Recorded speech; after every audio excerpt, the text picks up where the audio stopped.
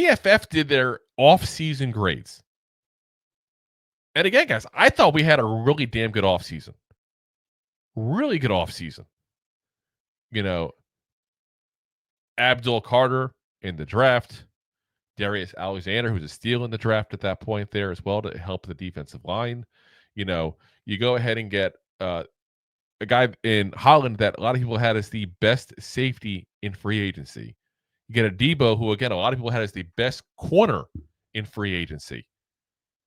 And you shore up that secondary. You get tons of guys coming back, from injuries and help the roster overall. But there's a lot of people we added to that defense specifically. And then again, like I said, you go ahead and get 3 quarterbacks now. Russell Wilson, Jameis Winston, Jackson Dart, all better than anybody we had in this roster last year. We get a whole bunch of depth for the offensive line. I do question some of the guys we got for the depths, but we have people that legitimately actually play tackle this year. We're not just trying to convert guards over to tackle. We're not getting people off the streets, hopefully. We have legit tackles on the roster. Legit in the sense they play tackle, not that they're legit NFL players. Again, that's a whole separate topic for the day. The Giants, I thought, had a really great offseason. Listen, guys, Rome was not built in a day. You don't go from being a crappy roster to a really good roster overnight. Like, that doesn't happen in one offseason. But PFF handed us a B- on the rating. A B-. They said the Giants took swings at quarterback Geno Smith and Matthew Stafford in the trade market and even called up for number 1 overall pick for Cam Ward, but they were forced to settle for Jackson Dart at the back end of round 1. Defensive backs Paulson Adebo and Javon Holland were great additions via free agency for a defense that earned a 52.2 PFF coverage grade last season. The Giants draft was very good, earning them a A- in PFF's draft grades. So we got an A- for the draft. But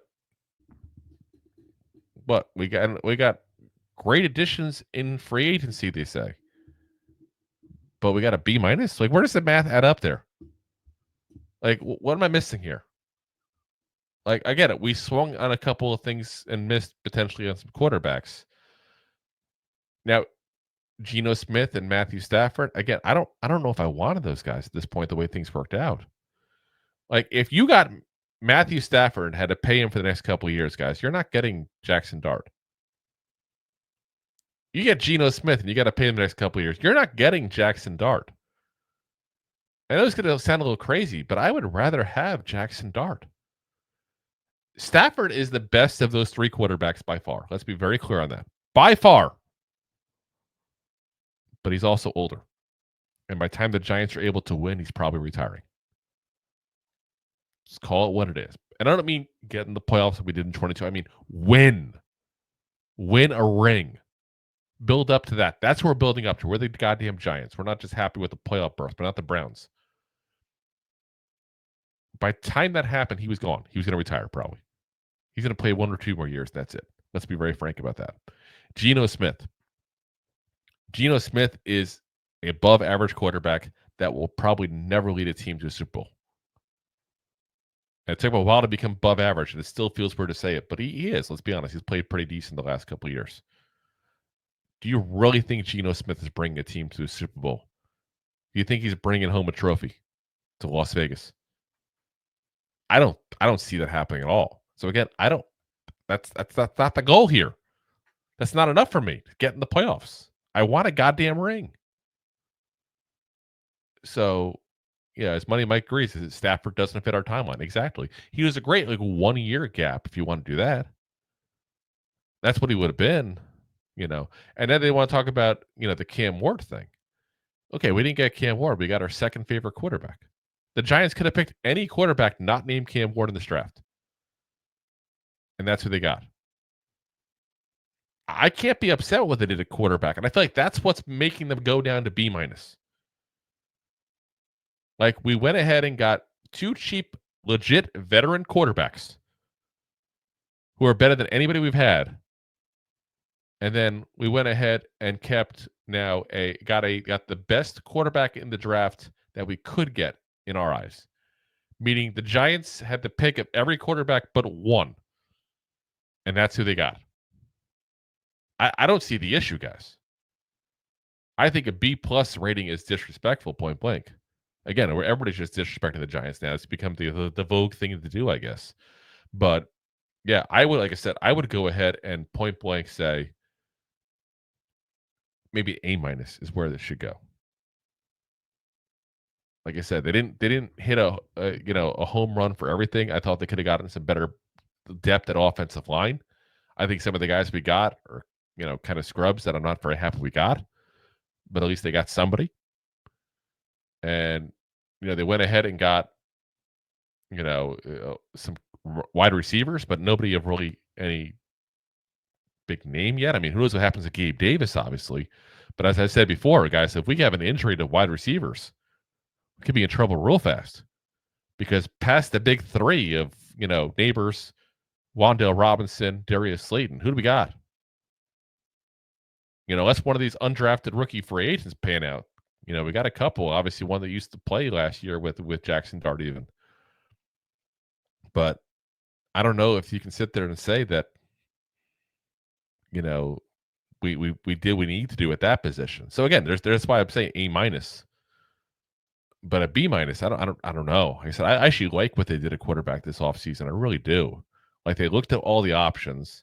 They went for big names that, quite frankly, don't fit our needs.